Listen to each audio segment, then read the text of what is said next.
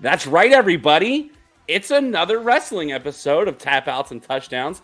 As always, it's your guy, Bully Rye, and alongside me for all of our wrestling shows is a wrestling show co-host, PJ Steven. PJ, this is the second episode we've recorded after not having recorded for a month and a half. What's going on, bud? We're recording this in the morning.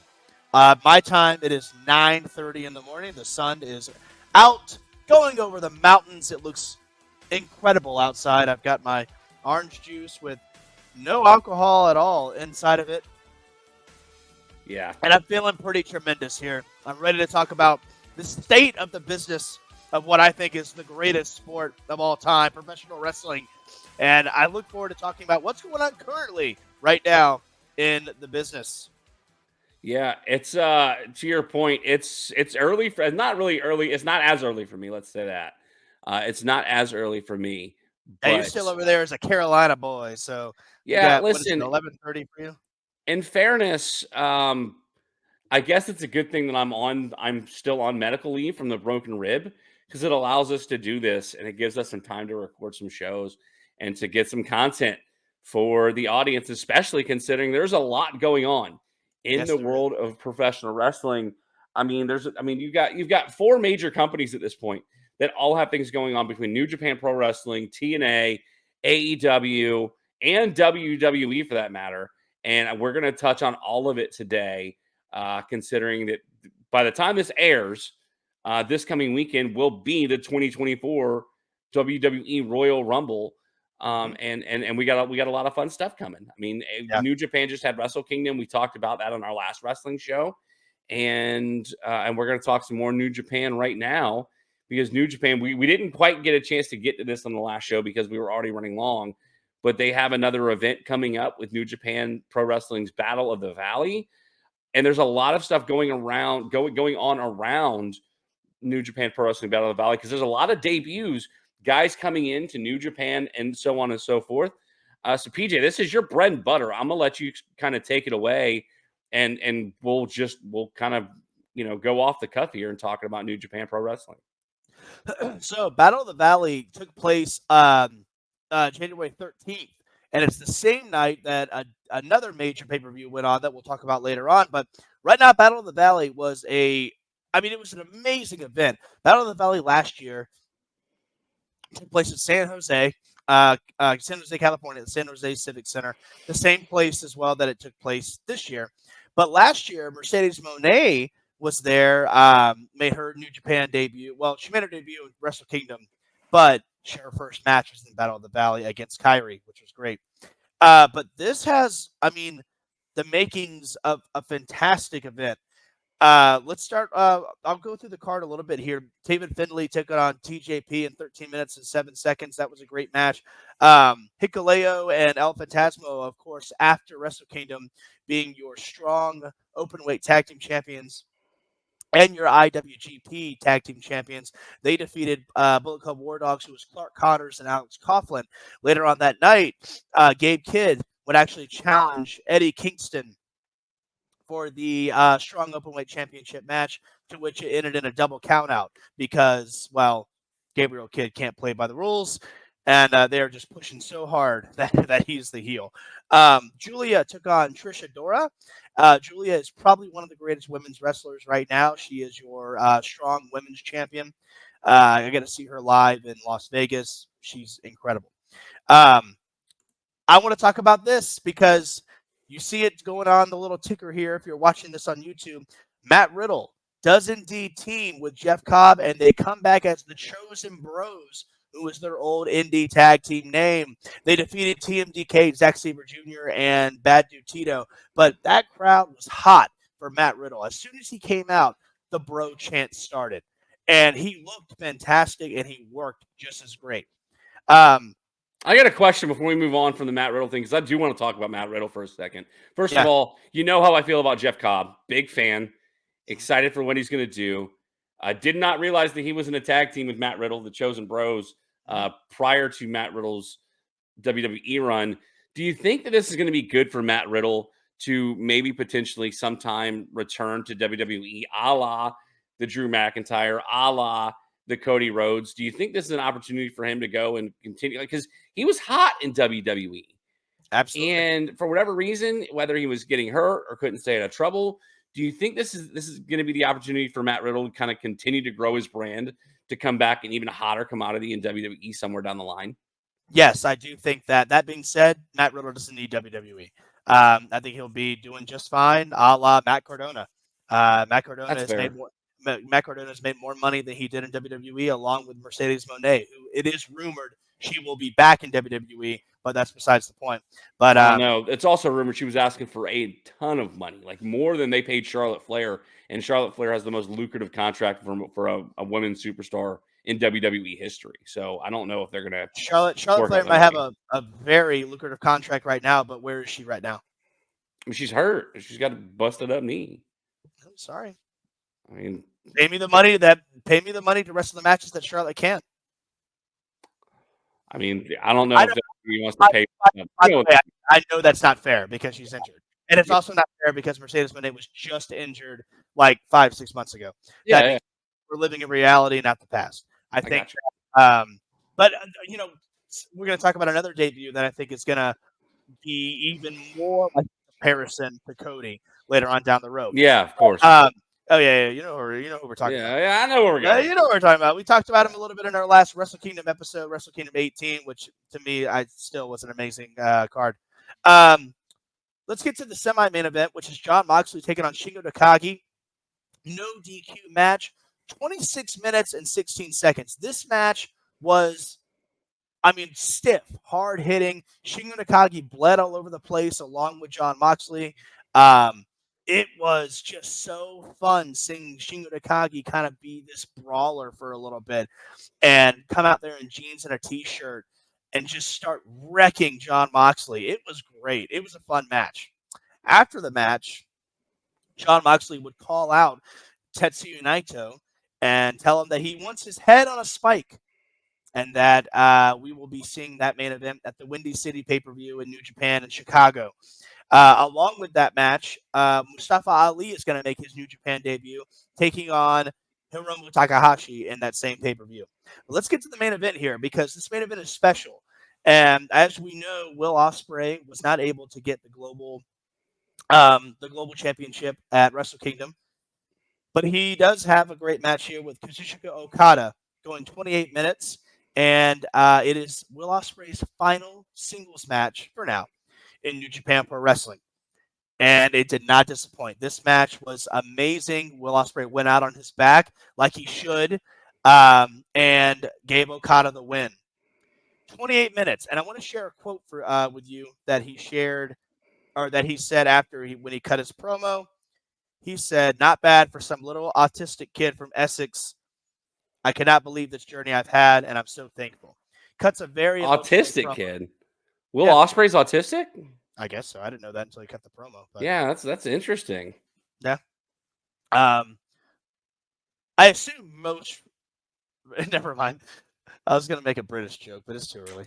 Okay. Yeah, that's a good point. Yeah. No. So but no, Will Ospreay, incredible athlete, as I've talked about for years. I think he was the number one pro wrestler of the year of 2023, and I don't think it's even close. But Will Ospreay wrestled his last singles match in New Japan. Of course, his final match will be with his group, the United Empire. Yeah, Yep. I'm getting confused with the Undisputed Kingdom. Yeah. And Well, you also talked about the UK. You're thinking London. You're thinking like United Kingdom. So I'm sure yeah. it was mixed up in your head. Yeah. Oh yeah, there you go. But yeah, so the United Empire will be taking on the Bullet Club War Dogs, Stephen Finley, Clark Connors, Drilla Maloney, Gabriel Kidd, and Alex Coughlin in a 10-man cage match. That will be Will Ospreay's final New Japan match. I look forward to seeing if the War Dogs are just going to wreck Will Ospreay. Part of me thinks that they won't do this because this would be way too insane. But do you remember in Ready to Rumble where, DDP's team is out, and then Jimmy King's team comes out, and they all just turn and start beating up on Jimmy King? I was thinking, like, at the end of the match, everybody That's just how they turns get on rid of Will him. Ospreay, and they just throw him out. I don't know. Probably not, because that would just be, again, silly. But Battle of the Valley was a fantastic pay-per-view. It is now up on the app. I had to change my VPN to a Japanese one so that I could watch it live. It was a little bit Huh. different, so I had to do a little bit of hacking. I was like the girl from Jurassic Park.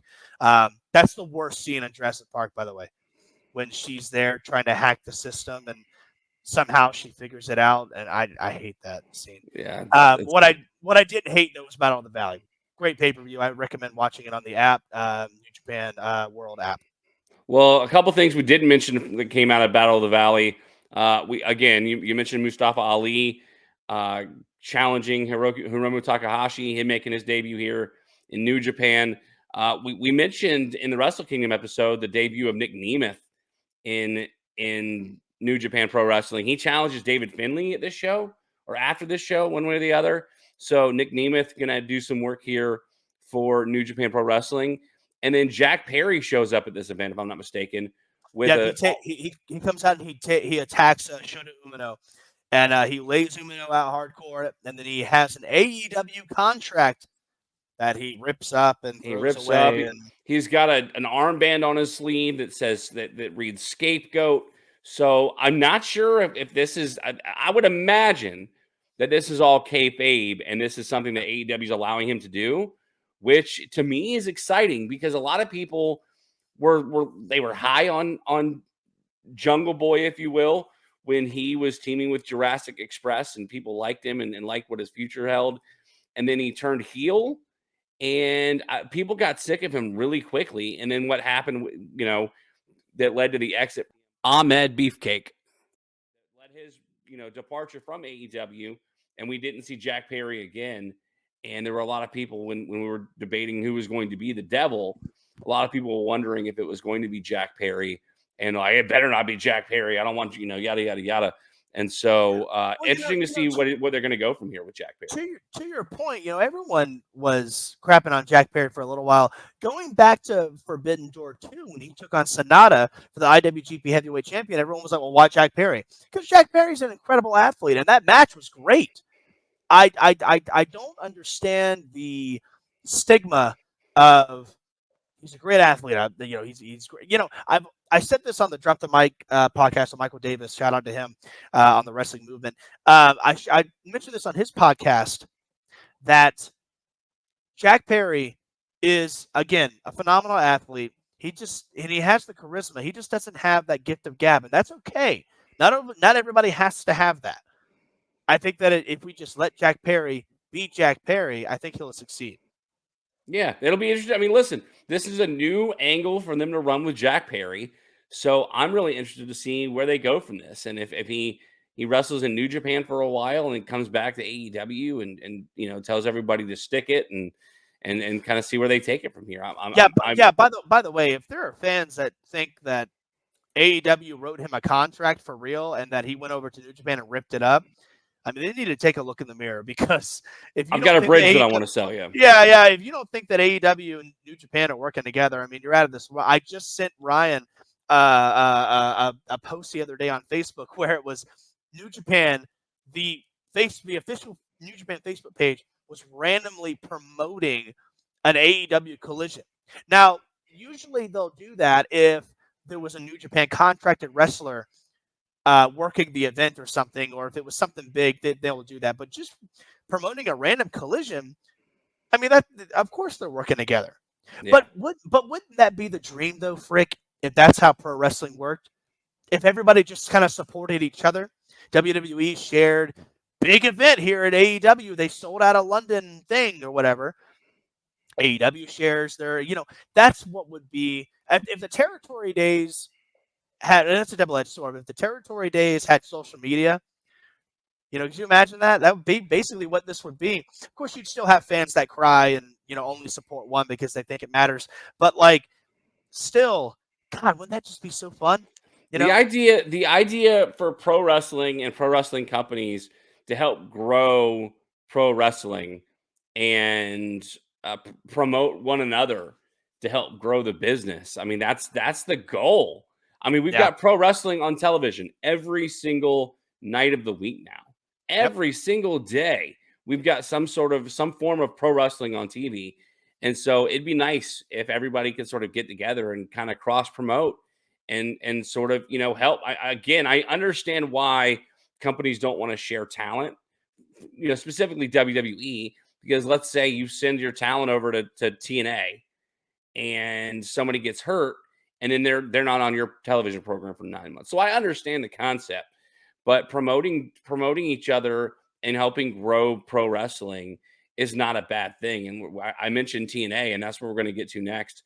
TNA presents the Hard to Kill pay-per-view, the re-debut of TNA. That's right, Impact Wrestling is no more, as TNA has returned to the world of pro wrestling, debuting all new championships for the brand. And they're with the new beautiful. all God, the they're beautiful. TNA. Let's talk about it for a second. TNA has always had the premier designed championships, with the exception of maybe the Knockouts Championship and that stupid Legends Championship slash what do you call it, the television championship. Yeah, They had a couple different names for it. It was the TNA part-timer championship. Yeah, that's a really good way to put it. But other than that, like their titles have always had really cool. I wouldn't call it hip because that's the old guy thing to say, but like really unique designs. That's a hip belt there. That's a hip title you got over there. I'm here with Moose, who has just captured the TNA World Heavyweight Champion. Got a very hip title on him right here. Hip title belt here. Moose, tell me all about it. I mean, yeah, no, but no, like, would you agree that TNA has always had the premier design championship titles? Yes, I think them and New Japan have had always the most gorgeous belts. I really, really do. And WWE and AEW have their 1 to 2s, but to me, TNA and New Japan have had their like, oh wow, every single belt is gorgeous looking. WWE, they had the best title design in the world in the Intercontinental Championship, and they ruined it for whatever garbage they have now. The U.S. title finally grew on me, and then they changed it. I like the design of the U.S. title now. It reminds me of the old WCW United States Championship, but that's my favorite belt design. Yeah, it's great. Yeah, US so. But TNA, I mean, you've got all sorts of different championships between the Knockouts Championship, the X Division Championship is a gorgeous, oh my god, belt. And like you said, the world title. Speaking of the world championship, Alex Shelley defends his newly termed TNA World Heavyweight Championship and loses it to Moose on this show. PJ, what's your thoughts on Moose? And in general, what are your thoughts on Alex Shelley holding the title for a little while? Alex Shelley, I'm a big fan of. He's a big fan of like punk rock, and him and Chris Sabin have that band. I think it's fun. I love Alex Shelley. I love the Motor City Machine Guns.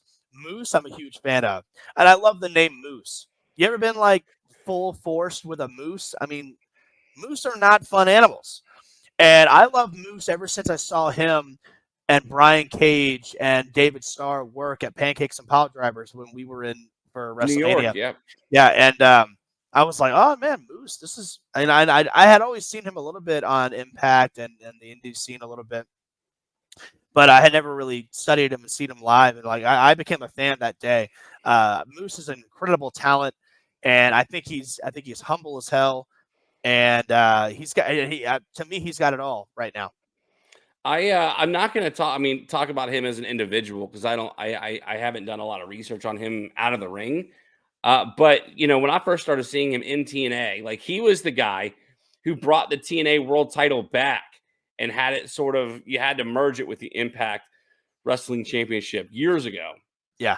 And I don't know, there was something that was just missing with him, for me at least.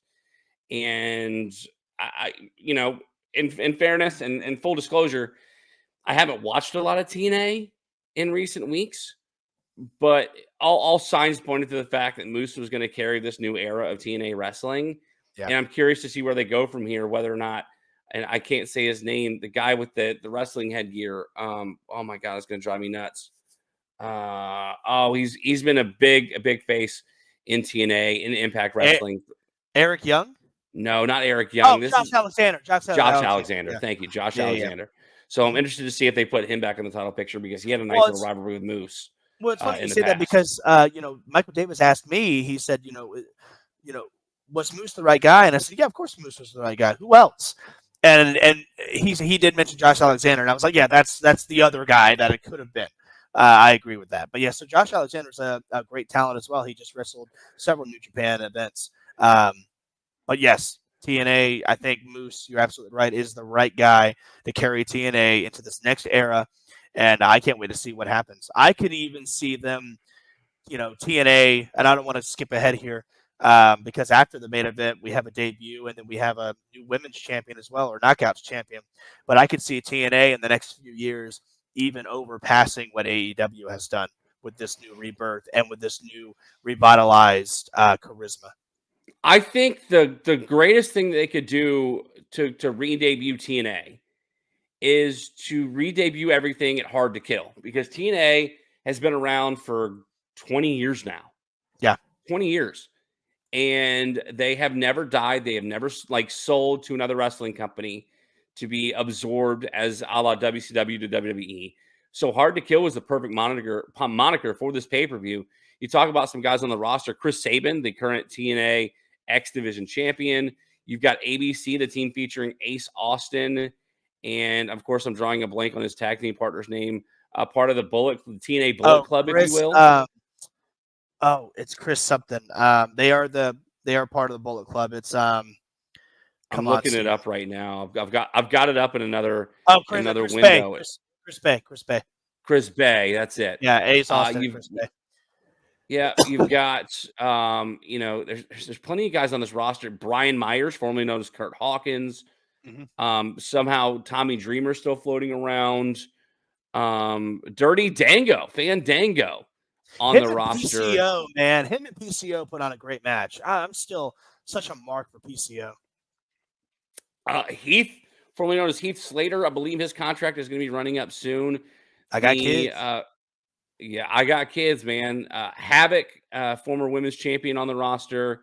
A lot of people you've probably never heard of. Johnny Swinger, still floating around. Former WCW fame. Johnny Swinger still floating around here in TNA. Kushida, a big guy that we're fans of from New Japan and NXT. Khan, formerly known as Connor and of course now I'm drawing a blank on the tag team name of the in WWE, where they came out and said when they finally reached the main roster, they said they were better than Road Warriors, and then they never amounted to anything on the main roster. So some names: Mike Bailey on this roster. Again, you mentioned Moose. I also want to mention Grizzled Young Veterans from NXT made their debut here at Hard to Kill as well, losing in the Fatal 4-Way Tag Team match for the TNA World Heavyweight Champions, TNA Tag Champions. Excuse me. Yeah, no, good mention there. I'm looking at the rest of the roster. Ironically, we met them when we were in line together at WrestleMania Access at that same time we when we were in did. New York, because we were in line to meet Nakamura, and then they switched them all up, and Grizzly Young Veterans came out, Eric Rowan and Nikki Cross, which I was still happy about. Oh, Nikki Cross was so sweet. She was so, and Eric Rowan and I just talked metal, and I was like, I just want to talk about heavy metal with you. Your wrestling career is great, but like, I love Blind Guardian and I love Hammerfall. Like, I don't mean to get off the subject of that stuff, but somebody that I was unaware of that re-debuted, and it's funny because I was in a PlayStation party with somebody last night who was doing the trial of WWE 2K and mentioned, as long as I can play with Vladimir Kozlov, I'm okay. Vladimir Kozlov is in TNA as Oleg Prudius. I saw his face. I didn't know that. I saw his face and I'm like, wait a minute, that looks like Alexander or Vladimir Kozlov. And sure enough, it looks like it was a YouTube video. Oleg Prudius makes dominating in-ring debut for Impact Wrestling. This is back November 10th of last year. Santino Marella is on this roster. So Eddie Edwards is still there. Frankie Kazarian, Eric Trent Young, Seven? obviously. Trent Seven, Rich Swann. Yeah, so some fun guys here, fun workers over here in TNA. We mentioned a lot of stuff coming from this Hard to Kill pay-per-view. We already mentioned Moose winning the TNA World Heavyweight Championship. Jordan Grace wins back the TNA Knockouts Championship from Trinity, and Trinity still listed on the TNA roster, but rumored to be returning to WWE as soon as the Royal Rumble. There's also a picture where Sasha Banks or Mercedes Moné and Bailey were in the audience Mhm. to support Trinity in the show. How did you feel about Trinity's run here in TNA, and do you think that she is indeed headed back to WWE? I think she could be going back to WWE because Triple H is pretty high on her. I thought her TNA career was just fine. I think she's a great worker. She can talk. I'm just not a fan of the The I'm Feel sounding the like Glow type stuff. yeah, no, I don't. Well, the glow stuff is kind of annoying, but it's her gimmick. I like it, whatever, and it inspires other people. It inspires kids, I like that, But the butt bump finisher is silly to me, but it's Yeah, I'm still. with you. I mean, honestly, if I could get behind the people's elbow, I guess I could get behind that because they're both silly.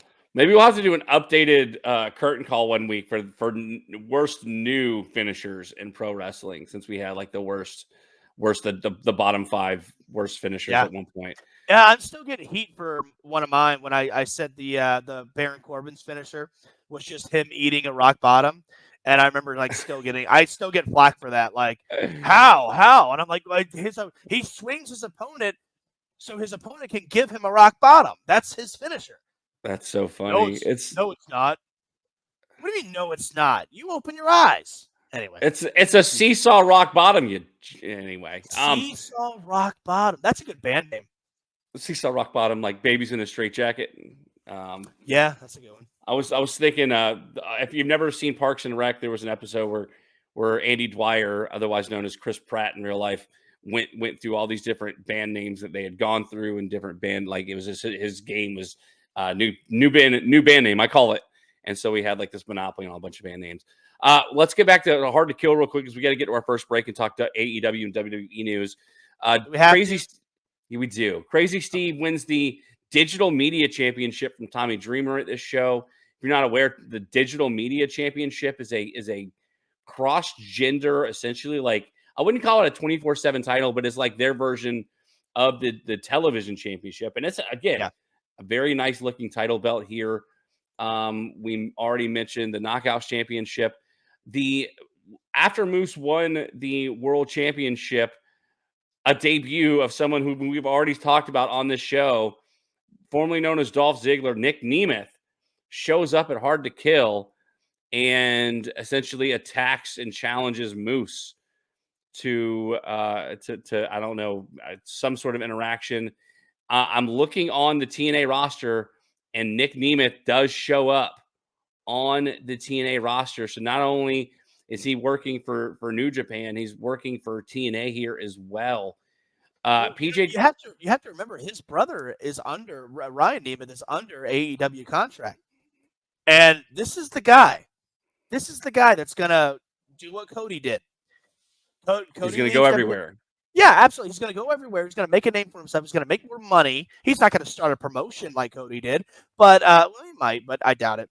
And then WWE is going to ask him to come back, just like they did with Cody. And I guarantee that's what will happen by 2027, late 2027, early 2028. That's what's going to happen. They're going to ask Nick Nemeth to come back because he's made a name for himself and he's made more money and he's going to kill it on the indie scene because he right now is the most wanted man. You have him in New Japan trying to take on David Finlay. You have him in TNA trying to take Moose. He has a match at GCW to take on Matt Cardona. Right now, Matt Cardona is the king of the indies. I think that this is all going uphill for Nick Nemeth, and not in a bad way. Do you think Matt Cardona, otherwise known as Zack Ryder, do you think he ever makes a return to WWE? Why Or do you would think he? he's having too much fun on the indies? He's having too much fun. You know why? Because he gets to professionally wrestle. What if you mentioned Nick Nemeth is going to do the Cody thing where he's going to be the most sought out wrestler, and WWE is going to come to him and offer him all this money and this, that, and the other to come back.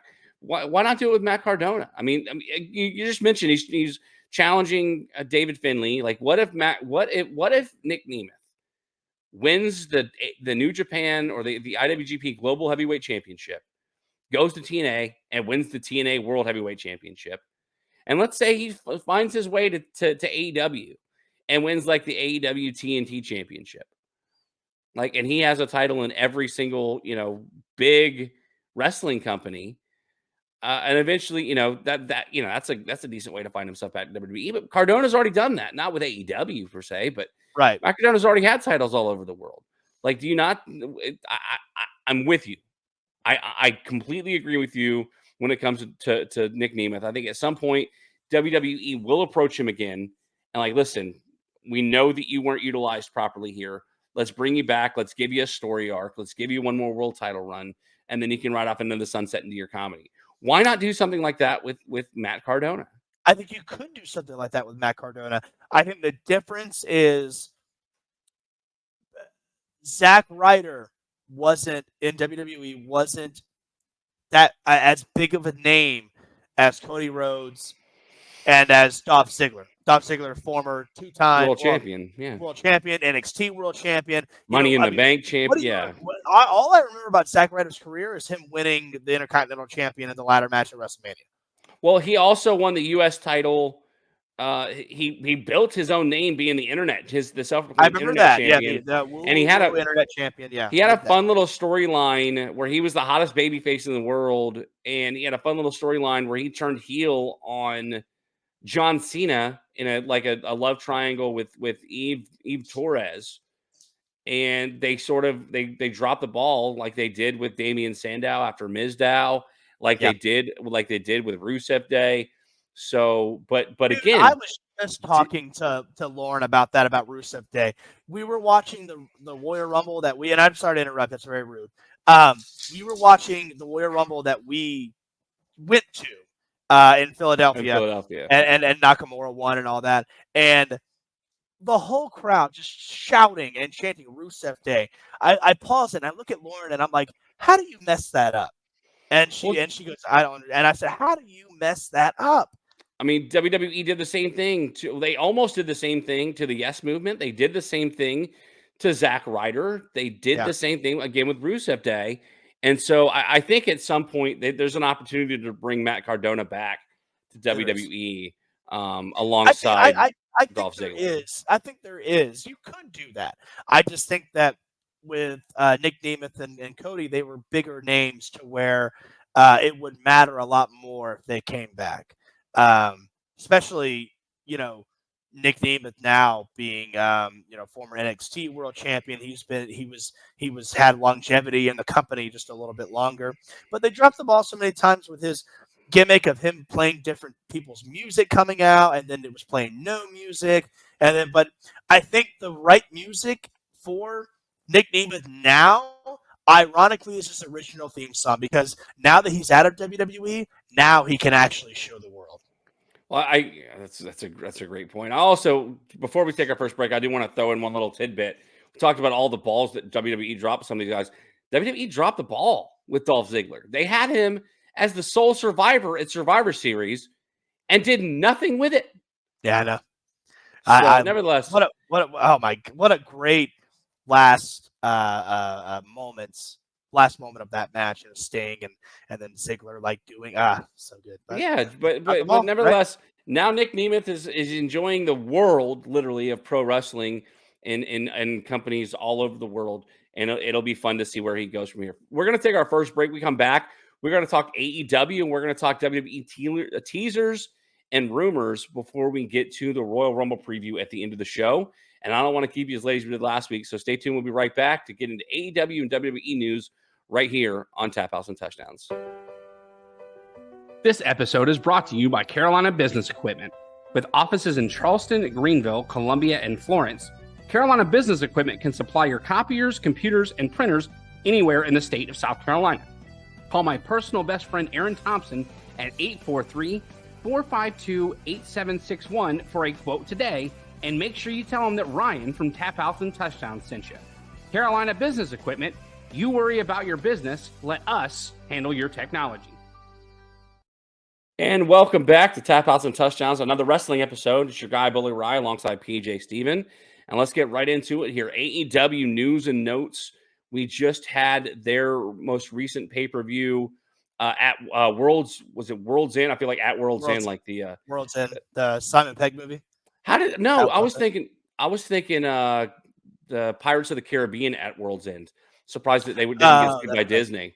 But AEW news and notes here coming out of World's End.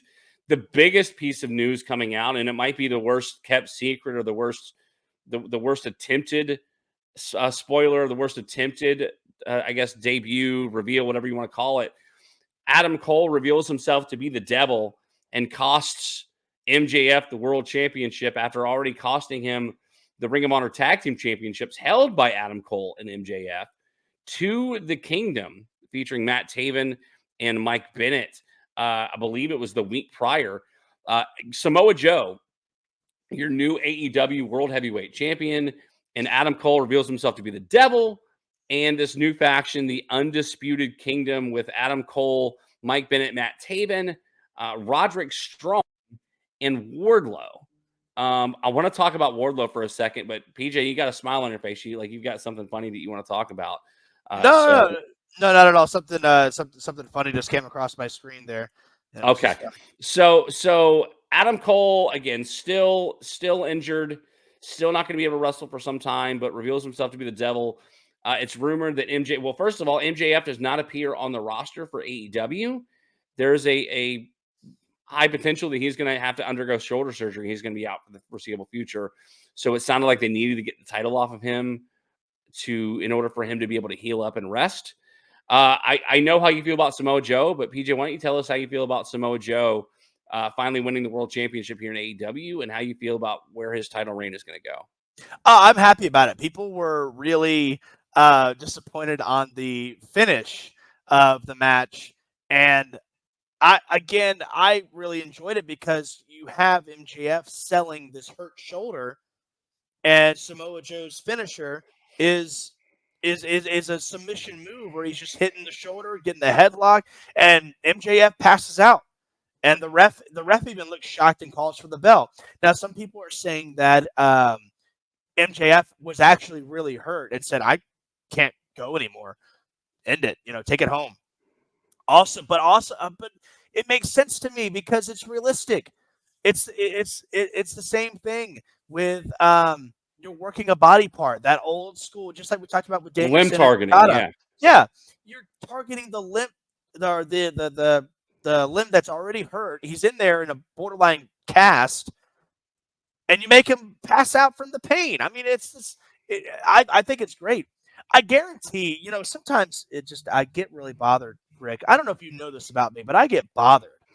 And if the finish for Stone Cold and Bret Hart happened today, where Stone Cold passes out from the pain, it would be labeled as one of the worst matches of all time.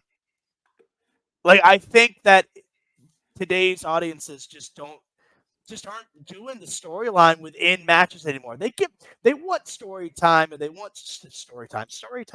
They want storylines within wrestling.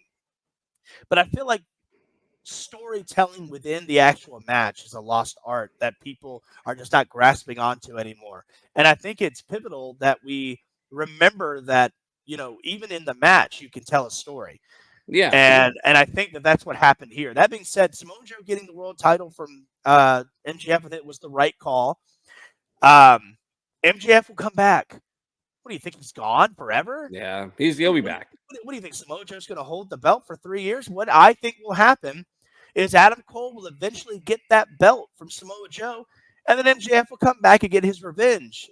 And that's storytelling. That's wrestling. Long-term storytelling, my friend. Yeah. Real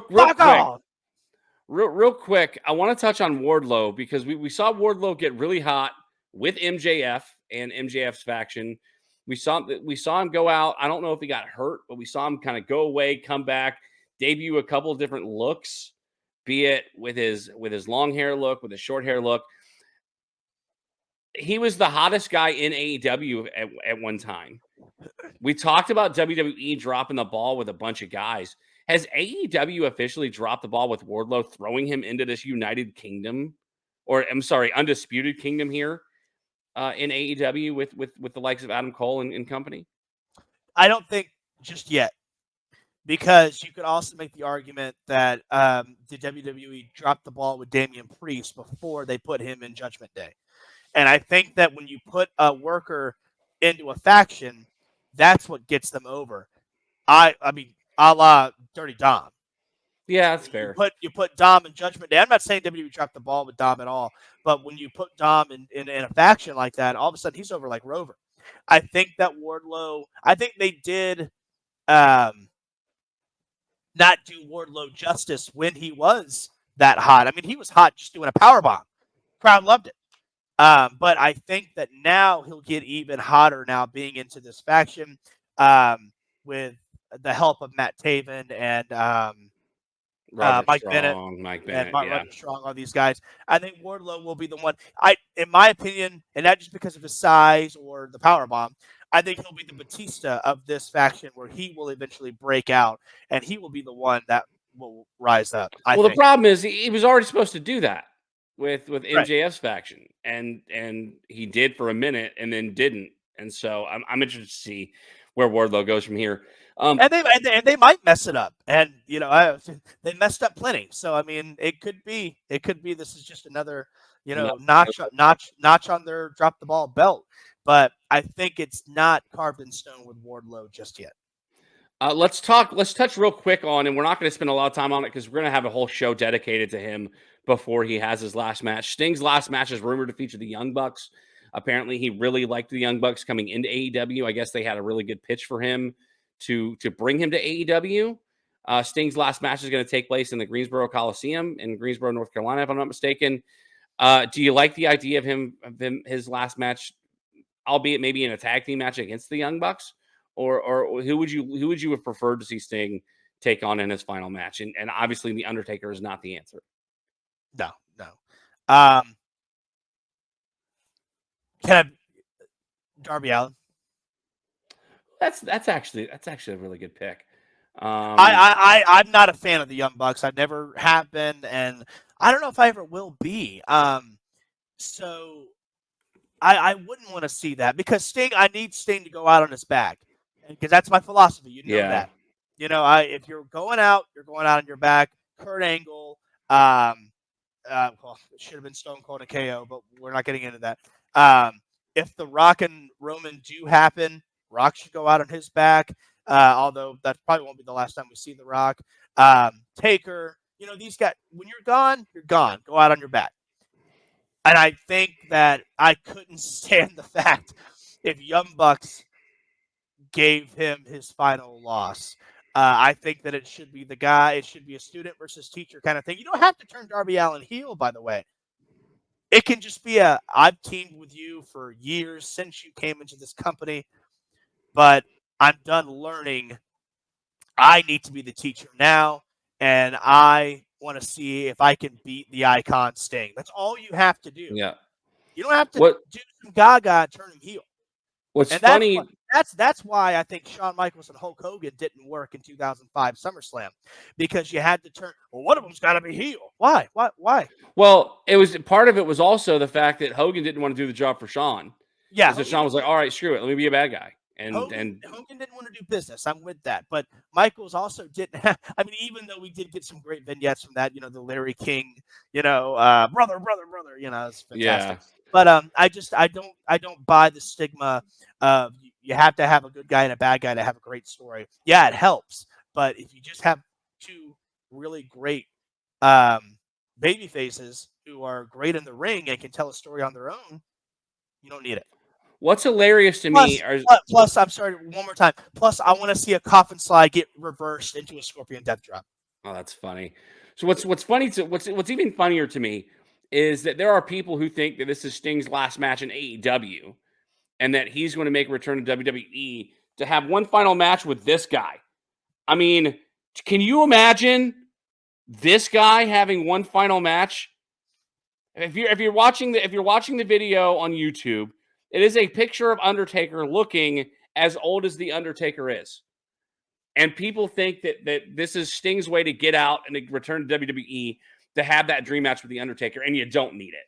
So I'm with you. I like the idea. You laid out a good scenario where he should be taking on Darby Allin. It's not going to happen.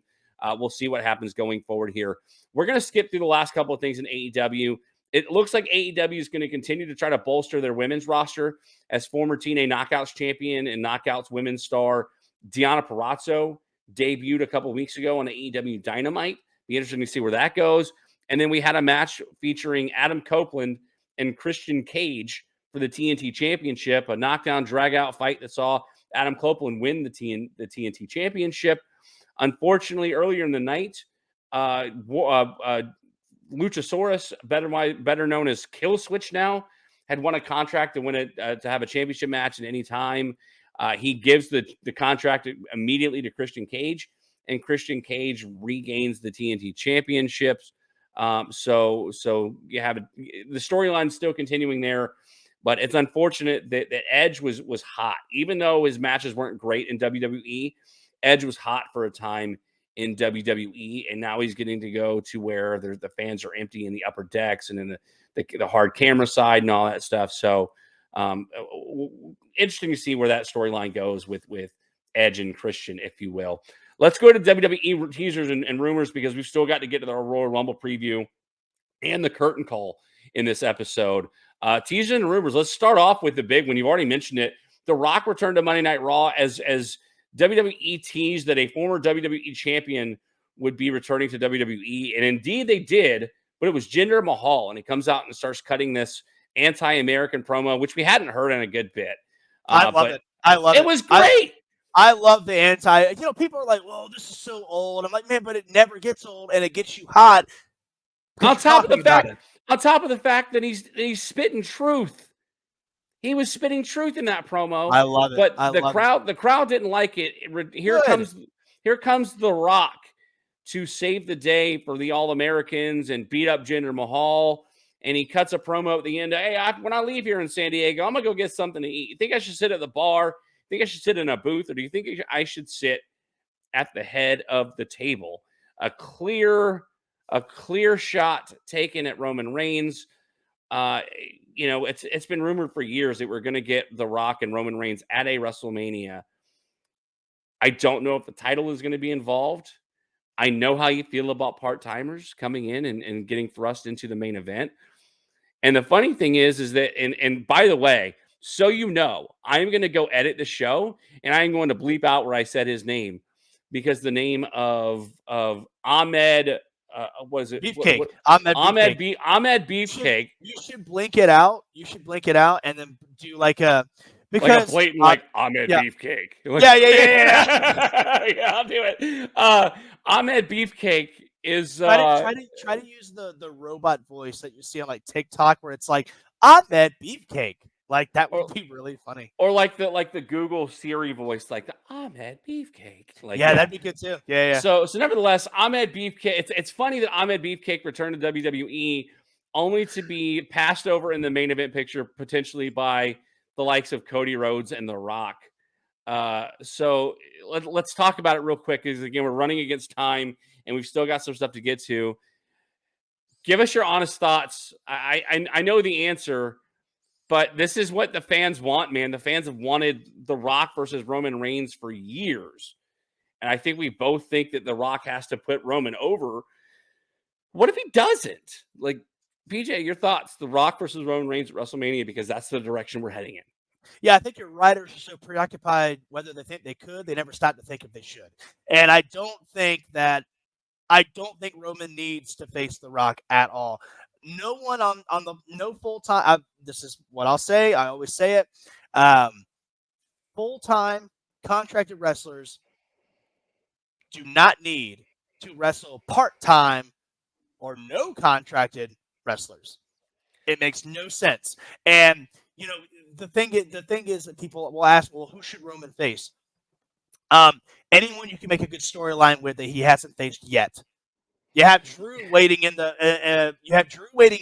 barracks. You have Seth Rollins waiting in the barracks. You have Gunther waiting in the barracks. You have full-time contracted wrestlers that could be taking on Roman Reigns and get something from the story, but instead you bring in The Rock because whether you want to admit it or not, the bloodline storyline is getting stale because your main guy's not there. Yeah. So you bring in The Rock you bring in a part-timer to try and lift it up a little bit instead of just making story. But here, listen, I completely agree with you, and I'm gonna say something, and we're gonna move on. The idea that they're bringing they've fed Roman every legend that you can possibly imagine. I mean, Roman has taken out The Rock. He's taken, or I'm sorry, he's taken out John Cena. He's taken out Brock The Lesnar. Undertaker. He's taken out The Undertaker. He's taken out Edge and Daniel Bryan on the same night in the same match. Like they're letting him take out, and they're letting him be fed to every legend imaginable. I'm surprised they haven't put him in a match with Hulk Hogan yet. They haven't put him in a match with Stone Cold Steve Austin. I mean, they're feeding him all the legends to make this title run in which he would have to be champion past, I believe, SummerSlam or Survivor Series 1 to be able to come into third place all time in longest title reigns, because they're going to let him pass Hogan's reign at this point. He either loses the title at Royal Rumble thanks to The Rock's interference, and you get Rock and Roman without the title on the line at WrestleMania, or you're going to get him holding the title, defend it against The Rock, retain against The Rock, and he's going to be champion until next WrestleMania in order to pass Hogan's reign. And I'm with you. There's plenty of guys on the roster that deserve a spot, but there's also that star power behind it. Listen, Lawrence Taylor main evented WrestleMania with Bam Bam Bigelow. And at the time, it was considered the biggest main event in history because they got, a NFL Hall of Famer, Pro Football Hall of Famer to main event of WrestleMania. I mean, before that, you had Mr. T in the main event of WrestleMania 1. So it's what WWE has always done. And the difference is The Rock has a history with the company and is in his own right a WWE Hall of Famer. I cannot believe he's not in the Hall of Fame yet. But imagine if he headlines the 2024 Hall of Fame class and the first time Hall of Famer goes up against Roman Reigns for the title and loses. Not only does Roman Reigns have this, he's got the wins over Hall of Famers Edge and Undertaker, but now he's got another Hall of Fame win under his belt. So I'm with you. There's no reason to bring part-timers in, but it makes sense for what they're doing for Roman, and it'll be interesting to see what kind of match they're able to put on at this stage in The Rock's life and in Roman's career. By the way, I think the match will be just fine. I think the match will be entertaining. I'm not saying that don't bring him in because it is going to be a lame match. Let's not. I'm not going to. Don't think that I'm saying that the match itself is going to be bad, and so don't bring him in. Don't bring him in because it doesn't make sense. Same thing with what I said. Well, don't bring Batista in to challenge Triple H and give me what I want, but you never lost to Triple H. But we just need a WrestleMania match with a part-timer, technically two part-timers, because Triple H doesn't wrestle. Doesn't make sense. No, I'm with you. All right, let's move on here. We'll skip over Drew McIntyre revisiting the tag team championship with Cody Rhodes. I want to say this real quick, and then we'll move on. You don't have to respond. The idea to me is that Cody Rhodes keeps on talking about finishing the story. Well, there's too many people that are looking to finish their story at WrestleMania this year. Ahmed Beefcake will more than likely compete with Seth Rollins for the World Heavyweight Championship on night 1 or night 2 of WrestleMania. You're going to have The Rock taking on Roman Reigns in the other main event. Drew McIntyre revisiting this tag team championship with Cody Rhodes, I think sets up perfectly, considering that McIntyre has cost Damian Priest multiple times with his cash in, with his Money in the Bank cash in. I think it's setting up for a Drew McIntyre, Cody Rhodes tag team reunion at WrestleMania, and they take the tag team titles off of Damian Priest and Finn Balor. So interesting to see what goes on from there. Last rumor is that Brock Lesnar is being rumored to return to television soon. We've already talked about one part-timer in The Rock, but at a radio show here in Greenville, South Carolina, Gunther made the statement that he feels that Brock Lesnar is his final boss.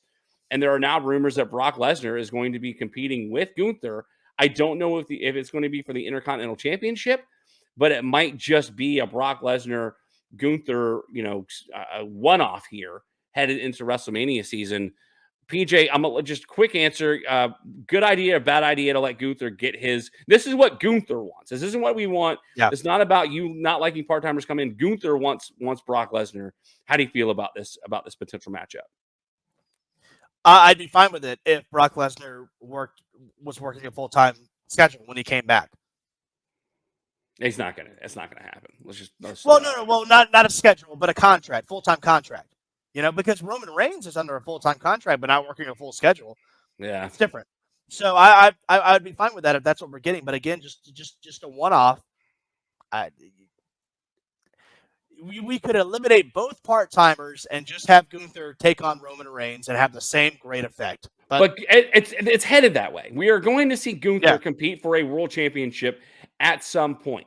And I think in order to feel like in order for him personally to feel like he deserves to be in that main event picture, he has to put on a good match with Brock Lesnar. Because Brock Lesnar is that guy that was dominant, that didn't lose, a la Gunther. And I think at some point you're going to have Gunther in like a triple threat or a fatal four-way match, like we're going to see at the Royal Rumble for the world title or for the WWE Championship. And that's how you're going to see Gunther lose the title without losing, and he's going to be thrust into the title picture because we don't know. Maybe Gunther wins the Royal Rumble. We'll talk about that when we come up next. We're going to take our final break, and we're going to come back, and we're going to talk about Royal Rumble 2024. It will be this Saturday on Peacock, a premium live event, and we are going to break down the 4 matches. By the time we're recording this, there's only 4 matches that have been listed for this show, and we're going to break them down and predict winners when we come back right here on Tap House and Touchdowns. Established in 2008, One Stop Repairs in North Charleston, South Carolina, is your one-stop shop for all of your electronic repair needs. Specializing in cell phones, tablets, computers, laptops, and game consoles, One Stop Repairs offers reputable and quality service with the quickest turnaround time and the most competitive prices in the Low Country. You can find them on Google with an exceptional 4.9 star rating or on Facebook by searching for One Stop Repairs. Call for a quote today at 843-343-6310. That's the number 1, One Stop Repairs. He's American made. Oh, God. Yeah, as PJ is getting attacked by his dogs, I'm getting ready for WrestleMania season, as is WWE, as we are on the road to WrestleMania here with the Royal Rumble premium live event coming this weekend.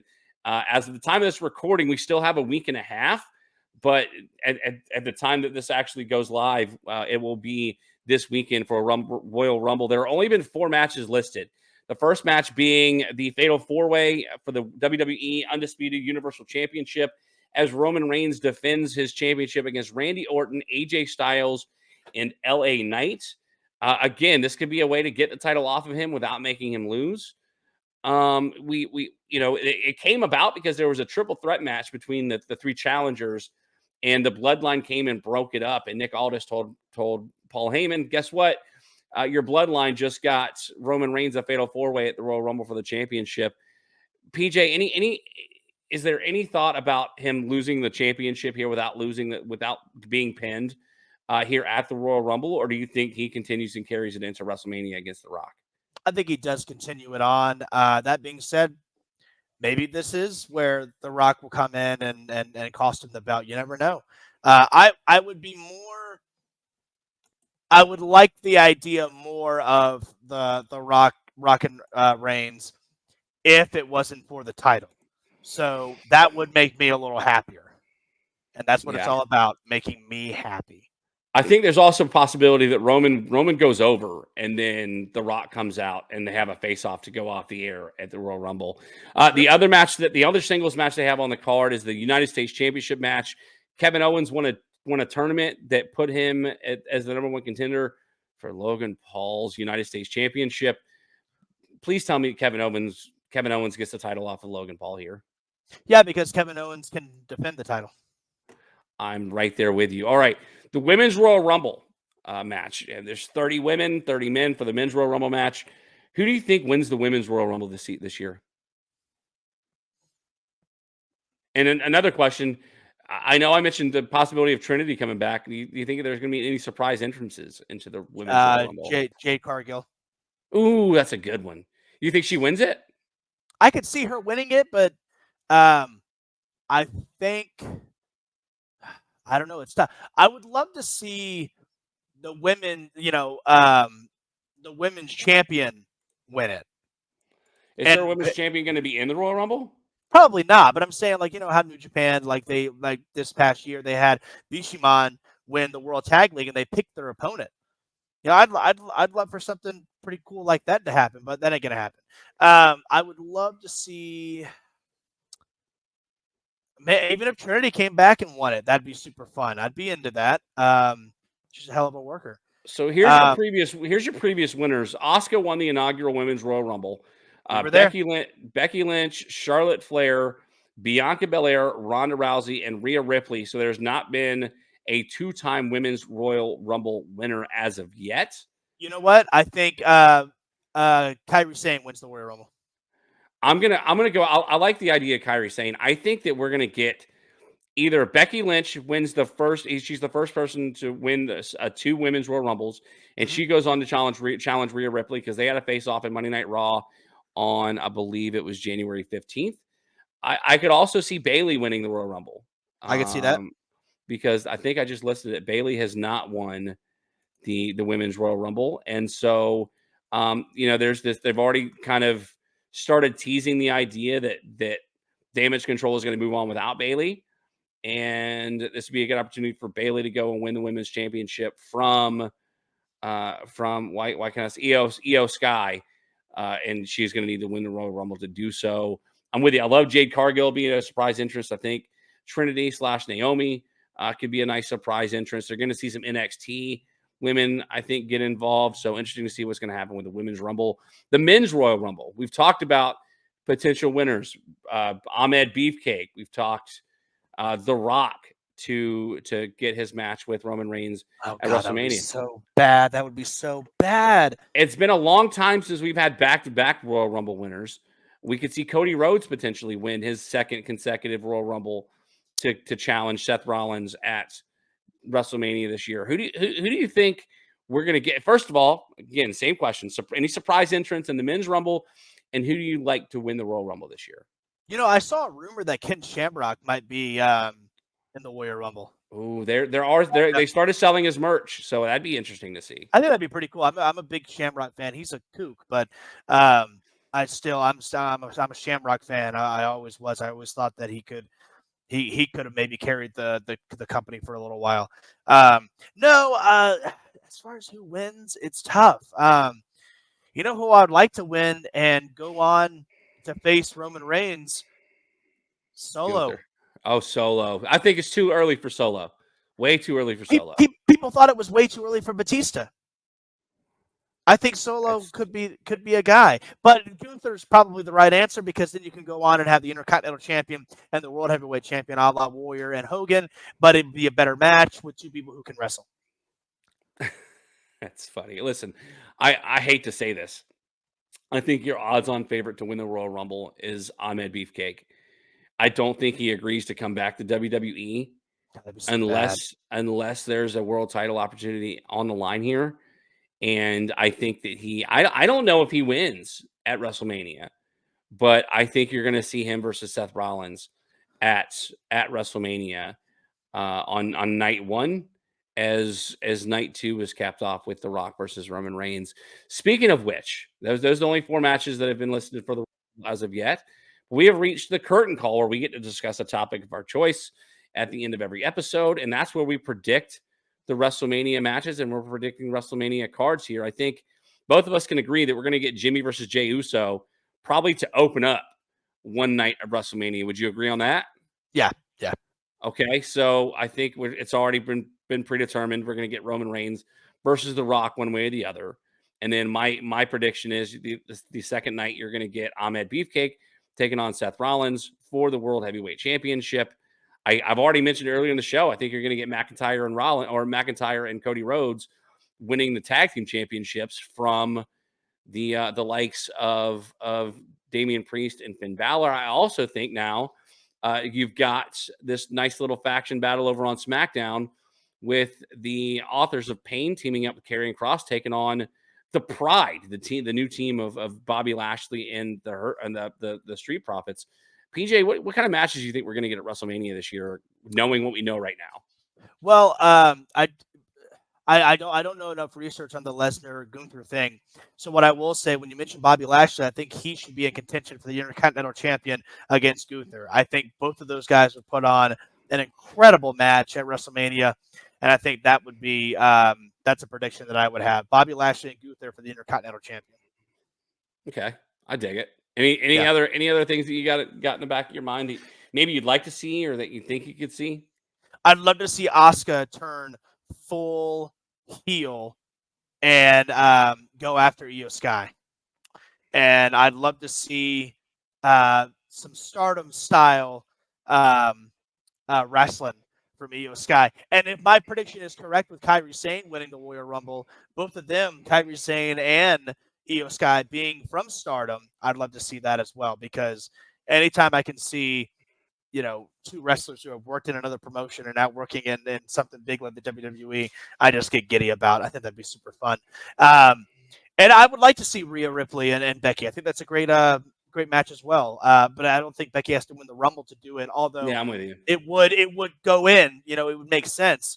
But if the rumors are true that Mercedes Moné is coming out of WWE, maybe she wins the Royal Rumble, and she goes on to face Rhea Ripley. That's another good one. When you talk about surprise entrance into the Royal Rumble, I'm not completely not sold on that per se.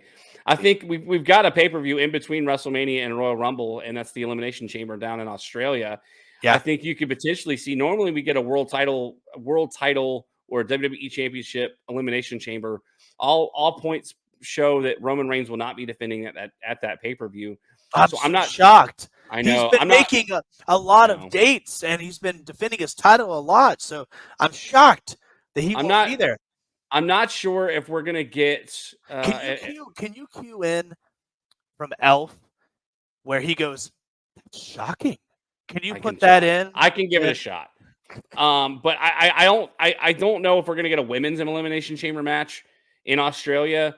I don't know if we're gonna get like a number one contenders men's Elimination Chamber. I would like to see for the first time the Intercontinental Championship defended inside Elimination Chamber, and that might be the way that you get the title off of Gunther, and see what he can do at WrestleMania if you have him win the Royal Rumble, because it's the Intercontinental Championship isn't defended on pay-per-views or premium live events as much as you'd like to see them in WWE. But I digress.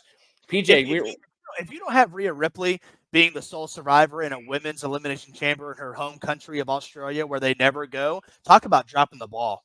Oh, that's another really good point. We went over the hour, so I want to try to wrap this up. PJ, anything that you want to shout out before we get out of here today? We talked about the best pro wrestling at the beginning of the show, and we talked about the sports entertainment towards the end of the show. All right, folks. I'm never going to change. I'm never going to change.